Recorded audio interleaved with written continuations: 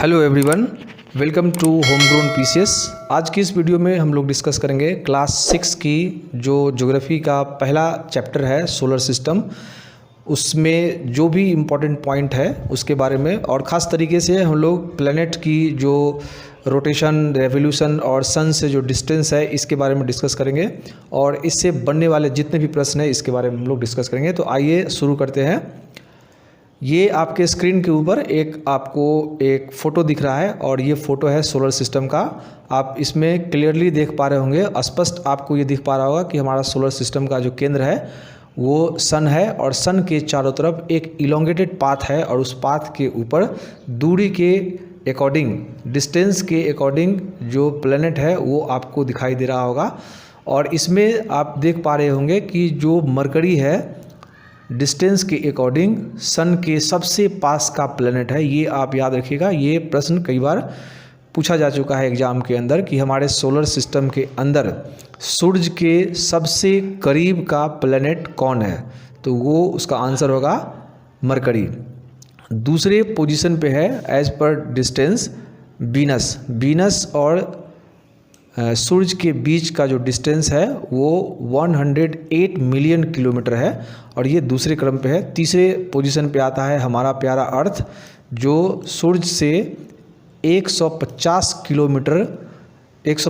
Million kilometre की दूरी पे है। और चौथे पोजीशन पे आता है मार्स, जिसका सूरज से दूरी है 228 मिलियन किलोमीटर। ये चार प्लैनेट जो है इसको हम लोग बोलते हैं इनर प्लैनेट। ये इनर प्लैनेट जो है बना होता है रॉक से। आप ध्यान रखिएगा, इनर प्लैनेट बना हुआ है रॉक से। ये सूरज के पास के प्लैनेट है, और इन चारों में से भी मरकरी सूरज के सबसे करीब है। मार्स के बाद आप देख पा रहे होंगे कि यहाँ पे एक एस्टेरॉयड बेल्ट है, और इस बेल्ट में अनगिनत सेलेस्टियल बॉडी या मिनी प्लैनेट्स जो है सूरज के चारों तरफ परिक्रमा कर रही है। और ये इसका जो पोजीशन है मार्स और जुपिटर के बीच में है। ये कई बार यहाँ पे क्वेश्चन ये बन चुका है कि एस्टेरॉयड बेल्ट जो है किस दो प्लैनेट के बीच में है, तो इसका आंसर होगा मार्स एंड जुपिटर। मार्स और जुपिटर के बीच में एस्टेरॉयड बेल्ट है। एस्टेरॉयड बेल्ट के ठीक बाद आप देख पा रहे होंगे कि यहाँ पे आपको जुपिटर है, जो डिस्टेंस के अकॉर्डिंग 5th प्लैनेट है। उसके बाद आता है 6th पोजीशन पे आता है सैटर्न। यूरेनस आता है आपको 7th पोजीशन पे, और लास्ट पोजीशन पे आता है नेपच्यून का पोजीशन सबसे लास्ट है। इस तरीके से हम लोग यहाँ पे देख पा रहे हैं कि सबसे पास की जो प्लैनेट है वो हो गई मरकरी, और सबसे दूर की जो प्लैनेट है हो गई वो नेपच्यून हो गई, जो सूरज से करीब करीब 4496 मिलियन किलोमीटर की दूरी पे है। इस डिस्टेंस के अकॉर्डिंग यदि आप चाहें प्लैनेट का जो क्रम याद करना, तो आप इस छोटे से ट्रिक से आप याद कर सकते हैं। ये क्लास 6 के जो ज्योग्राफी बुक है उसी में आपको ये मिल जाएगा। ये ट्रिक है आपका, my very efficient mother just serve us nut. अब इसमें आपको ध्यान रखना है कि यहाँ M stands for mercury, V यहाँ पे डिनोट करा है वीनस को, एफिशिएंट के अंदर E जो है डिनोट करा है अर्थ को, और मदर के अंदर M डिनोट करा है मार्स को, जस्ट के अंदर जो J है ये जुपिटर डिनोट करा है, सर्व के अंदर S डिनोट करा है आपको सैटर्न, अस में U डिनोट करा है यूरेनस को, ये आप देख पा रहे होंगे, और नट्स में N डिनोट करा है नेपच्यून को। इस तरीके से इस छोटे से ट्रिक आप ये सेंटेंस याद रखिए। इसके अकॉर्डिंग आप चाहेंगे तो जो डिस्टेंस के अनुसार प्लैनेट की अरेंजमेंट है वो आप याद कर सकते हैं। ये जुपिटर और सैटर्न, यूरेनस और नेपच्यून जो है इसको हम लोग बोलते हैं आउटर प्लैनेट, या फिर इसको जोवियन प्लैनेट भी हम लोग इसको बोलते हैं। और आउटर प्लैनेट और जोवियन प्लैनेट जो है ये लिक्विड और गैस से बनी होती है और सूरज से दूर है, और ज़्यादातर प्लैनेट जो इसके अंदर है वो काफ़ी ठंडी है। और ये सूरज से डिस्टेंस में काफ़ी दूर है। इस तरीके से हमारे सोलर सिस्टम के अंदर जो प्लैनेट है वो दो तरह के हो गए, एक इनर प्लैनेट हो गया और दूसरा आउटर प्लैनेट हो गया। इनर प्लैनेट सूरज के काफ़ी पास है, आउटर प्लैनेट सूरज से दूर है। इनर प्लैनेट जो है रॉक से बना हुआ है, जबकि आउटर प्लैनेट गैस और लिक्विड से बना हुआ है। डिस्टेंस के अकॉर्डिंग यदि हम चाहें तो इसको इस ट्रिक से याद कर सकते हैं, और ये ट्रिक है my very efficient mother just serve us nut. इस स्लाइड के ऊपर आपको डिस्टेंस, ये ऑर्बिट में मोशन और स्पिन को यहाँ पे हम लोग कंपेयर करेंगे, और साथ ही साथ यहाँ पे देखेंगे और भी जो क्वेश्चंस इसमें बनने वाले हैं। तो यहाँ पे एक बार फिर से आप देख लीजिए, इनर प्लैनेट में ये 4 प्लैनेट है जिसमें आता है मरकरी, वीनस, अर्थ और मार्स। आउटर प्लैनेट में 4 प्लैनेट आता है, जुपिटर, सैटर्न, यूरेनस और नेपच्यून। यहाँ पे आपको ऑर्बिट में दिखा रहा है कि ऑर्बिट के अंदर जो उनकी गति है वो कितने दिन में एक ऑर्बिटल मोशन को कंप्लीट करते हैं, एक परिक्रमा या एक रेवोल्यूशन कितना दिन में वो पूरा करते हैं। तो आप यहाँ देख पा रहे होंगे कि जो मरकरी है इसकी रेवोल्यूशन जो है वो तकरीबन 88 दिन का होता है, और ये एक परिक्रमा सूरज के चारों तरफ एक परिक्रमा 88 दिन में पूरा कर लेता है। दूसरे पोजीशन पे आप देख पा रहे होंगे कि वीनस है, जिसको अपने ऑर्बिट के अंदर सूरज के चारों तरफ चक्कर लगाने में 255 दिन लगता है, जबकि अर्थ को लगता है 365 दिन, मार्स को लगता है 687 दिन, जुपिटर को सूरज के चारों तरफ एक चक्कर लगाने में टाइम लगता है 11 वर्ष 11 महीना, जो करीब करीब 12 ईयर है। आप ये लगभग इसको याद रखिएगा, 12 ईयर्स। सैटर्न को टाइम लगता है सूरज की एक परिक्रमा पूरा करने में 29 वर्ष और 5 महीने, जबकि यूरेनस को 84 साल लगता है और नेपच्यून को लगता है 164 साल। इसमें आप कंपेयर यदि करेंगे तो आपको पता ये चलेगा कि अपने ऑर्बिट में सबसे तेज़ मोशन करने वाली जो प्लैनेट है वो है मरकरी। मरकरी को एक ऑर्बिट का चक्कर लगाने में, अपने ऑर्बिट के अंदर सूरज के चारों तरफ चक्कर लगाने में सिर्फ 88 दिन लगता है। इस तरीके से आप मरकरी का जो एक इम्पॉर्टेंट फैक्ट है यहाँ पे याद रखिएगा कि मरकरी अपने ऑर्बिट के अंदर सबसे तेज़ी से गति करने वाला प्लैनेट है। यदि सबसे धीमा गति करने वाला यदि पूछा तो आप याद रखिएगा वो होगा आपका नेपच्यून। यहाँ पे पिछले स्लाइड पे जो हम लोग एक ट्रिक देखा था, my very efficient mother just serve us nut, यदि आप उसी ट्रिक को यहाँ पे अप्लाई करें तो as per distance and revolution की जो डेज़ है, टाइम है, उसके अकॉर्डिंग आप ऑर्बिट के अंदर प्लैनेट को आप याद कर सकते हैं, उसके क्रम को। यहाँ पे भी आप देखिए, ये my very efficient mother just serve us nut, ये आपका ऑर्बिट के अंदर जो मोशन है उसमें जो टाइम लगता है वो टाइमिंग भी आपको इसी तरीके से दिया हुआ कि सबसे कम मरकरी का है, उसके बाद वीनस, उसके बाद अर्थ, उसके बाद मार्स। ये आप दोनों चीज़ को डिस्टेंस के अकॉर्डिंग जो प्लैनेट की अरेंजमेंट है सोलर सिस्टम के अंदर उसको भी याद कर सकते हैं, और जो रेवोल्यूशन टाइम है उसके अकॉर्डिंग जो प्लैनेट की अरेंजमेंट होगी उसको भी आप सेम ट्रिक से याद कर सकते हैं। ट्रिक आपको फिर से मैं याद दिला रहा हूँ, my very efficient mother just serve us nut. अब हम लोग यहाँ पे कंपेयर करते हैं इसके स्पिन टाइम को। स्पिन टाइम में आप यहाँ पे देख पा रहे होंगे कि मरकरी को एक स्पिन में लगता है उसको 59 डेज़, और वीनस को लगता है 443 डेज़, जबकि अर्थ को लगता है 1 डेज़, मार्स को लगता है 1 स्पिन में लगता है उसको 1 डेज़, जुपिटर को लगता है 9 आवर्स एंड 56 मिनट्स, सैटर्न को लगता है 10 आवर्स एंड 40 मिनट्स, यूरेनस को लगता है 17 आवर्स एंड 14 मिनट्स, और नेपच्यून को लगता है 16 आवर्स एंड 7 मिनट। यदि आप इसको ध्यान से आप देख पा रहे होंगे तो स्पिन करने में जो टाइम लगता है जितने प्लैनेट को, उसमें सबसे ज़्यादा टाइम लेता है वीनस। तो अपने एक्सिस पे स्पिन करने में सबसे स्लो जो प्लैनेट है वो है वीनस, और दूसरे पोजीशन पे आता है यहाँ पे मरकरी।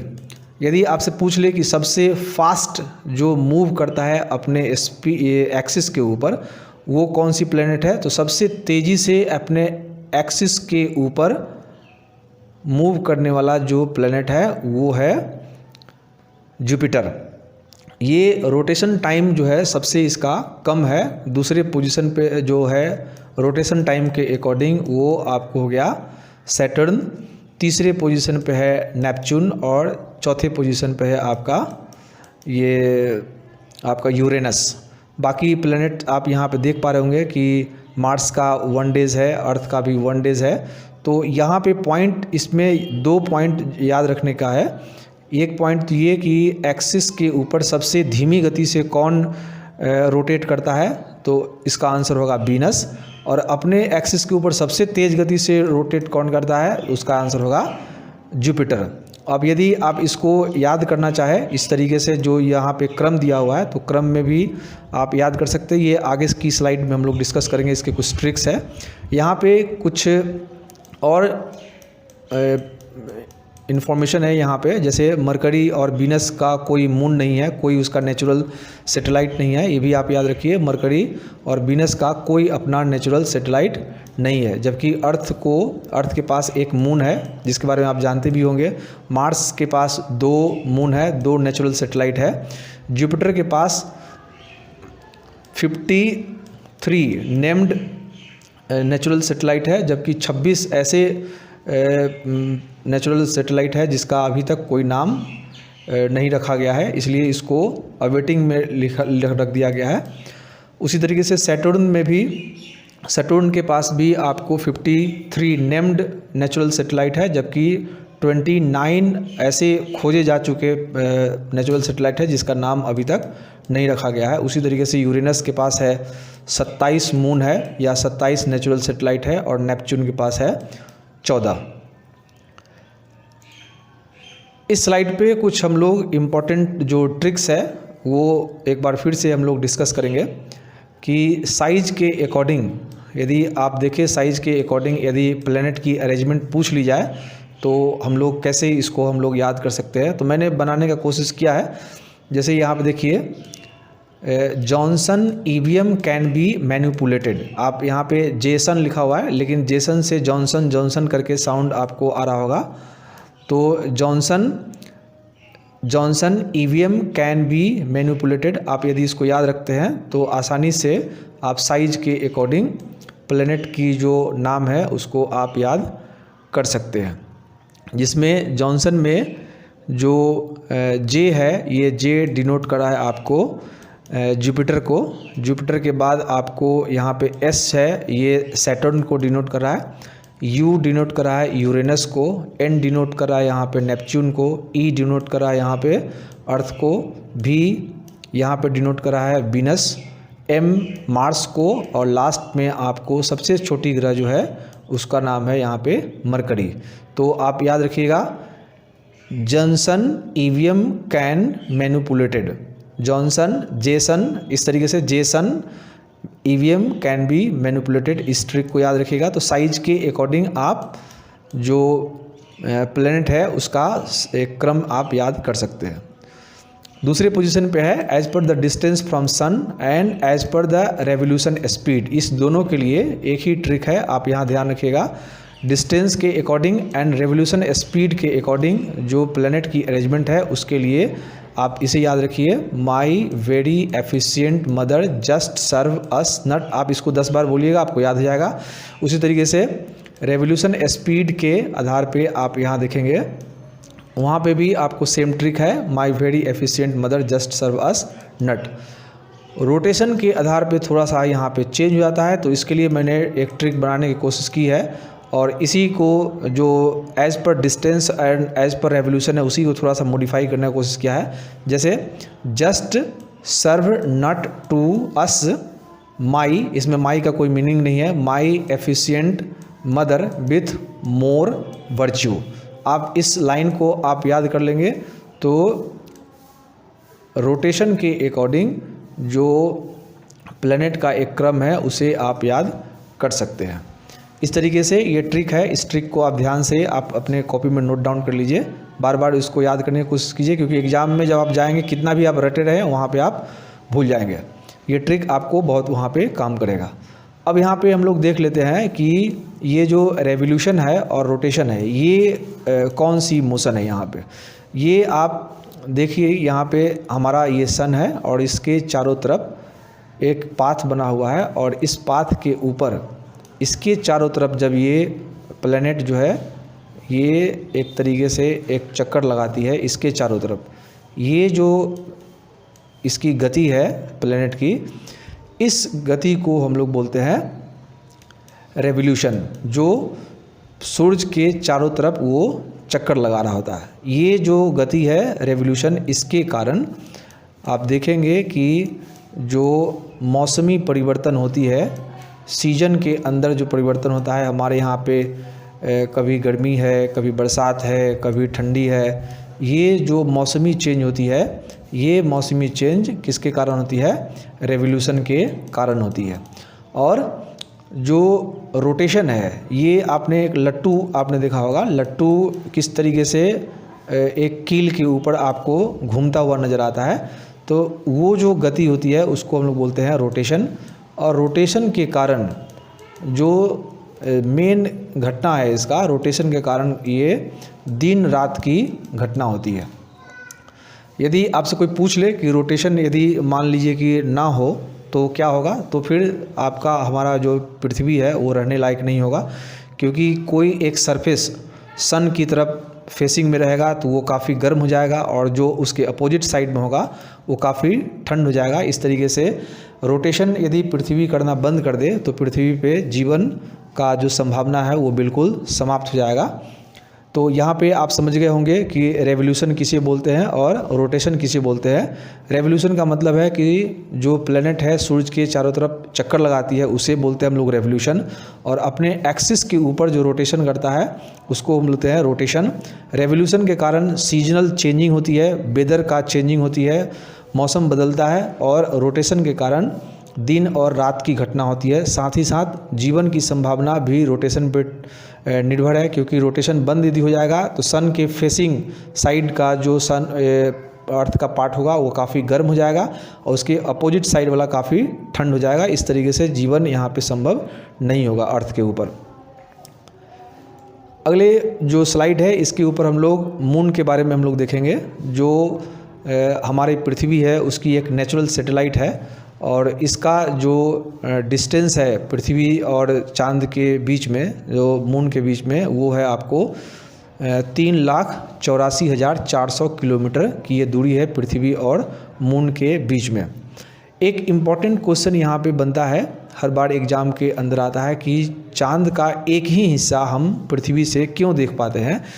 तो इसका आंसर है कि जो सन की रेवोल्यूशन और रोटेशन का टाइम जो है एग्जैक्टली एक ही जैसा है, 27 दिन का वो टाइम लेता है रेवोल्यूशन में भी, और रोटेशन भी उसका उतना ही दिन का है, 27 दिन का ही है। इसीलिए पृथ्वी से इसका एक ही हिस्सा आपको दिखाई देता है। ये यहाँ पे कुछ पॉइंट्स है जो 6 क्लास के बच्चों के लिए इम्पॉर्टेंट है। ये कॉम्पिटिटिव एग्ज़ाम में इसका कोई मतलब नहीं है, फिर भी आप यहाँ पे देख लीजिए।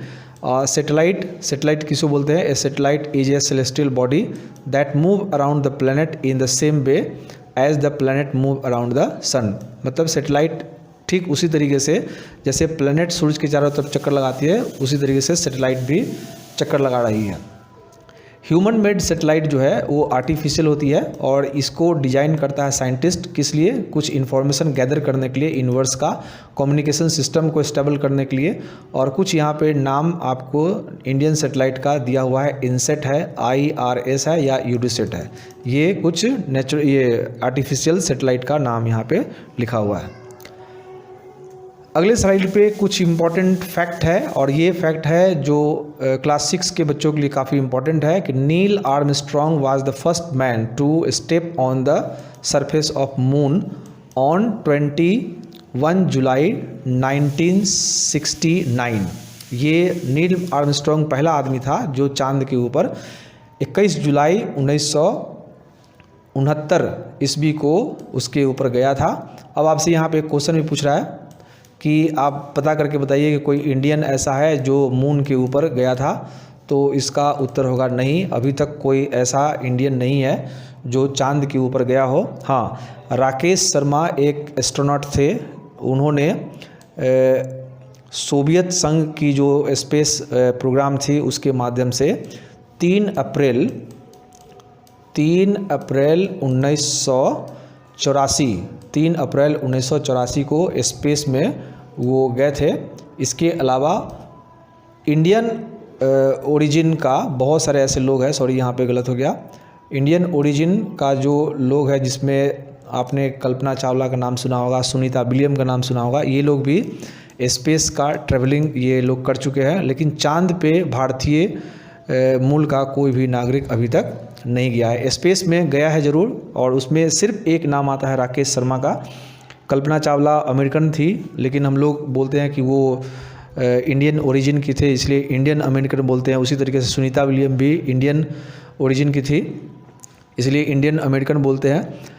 दूसरा जो इम्पोर्टेंट यहाँ पे पॉइंट है, लाइट की जो ट्रैवलिंग स्पीड है वो तकरीबन आपको 3 लाख किलोमीटर पर सेकेंड है। मतलब 1 सेकेंड में 3 लाख किलोमीटर की दूरी लाइट जो है वो तय कर लेती है। और इस स्पीड से सूर्य से जो रोशनी जब चलती है, सूर्य में जो रोशनी है जब वो पृथ्वी की तरफ चलती है, तो इस स्पीड से उसको पृथ्वी तक पहुंचने में करीब करीब 8 मिनट का टाइम लगता है सूर्य तक पहुंचने में। ये कुछ इम्पॉर्टेंट पॉइंट था जो हमने यहाँ पे डिस्कस किया। यहाँ पे ये वीडियो समाप्त हुआ। आशा करता हूँ कि ये वीडियो आपको पसंद आएगा। पसंद आया तो लाइक कीजिए, सब्सक्राइब ज़रूर कीजिए, अपने दोस्तों में से शेयर कीजिए। आपकी सब्सक्रिप्शन, आपकी लाइक से हमें मोटिवेशन मिलता है और अच्छी वीडियो बनाने की प्रेरणा मिलेगी। तो आपसे काइंड रिक्वेस्ट है कि आप अपने दोस्तों के साथ इस वीडियो को ज़रूर शेयर करें और उन्हें आप ये रिक्वेस्ट करें कि इसे सब्सक्राइब करें। अगले वीडियो तक आपसे विदा लेता हूँ। जय हिंद, जय भारत।